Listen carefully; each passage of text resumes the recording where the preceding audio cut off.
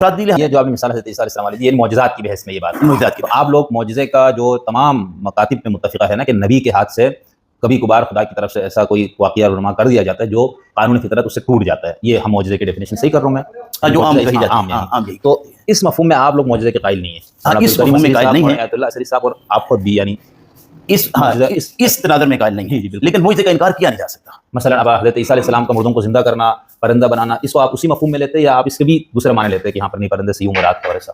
معجزہ کا انکار نہ کرنے کا کیا مطلب؟ یہ تو تضاد ہو گیا نا. ایک طرف تو آپ نے معجزہ والی آیتوں کا یہ مفہوم لیا جس سے معجزہ رہتا ہی نہیں، وہ خرق عادت چیز نہیں رہتی. خرق عادت چیز نہیں رہتی. تو دوسری طرف آپ کہہ رہے ہیں کہ معجزہ کا انکار کیسے کریں، تو یہ کیا مطلب؟ اصل میں معجزہ کہتے ہیں محمد کے بارے میں تو آپ صحیح کہہ رہے ہیں کہ جہاں معجزہ کے مطالب ہم بالکل ایسا ہے کہ منع ہے کہ بھائی حل کیا کنت الا بشر رسول، یہ نہیں ہو سکتا.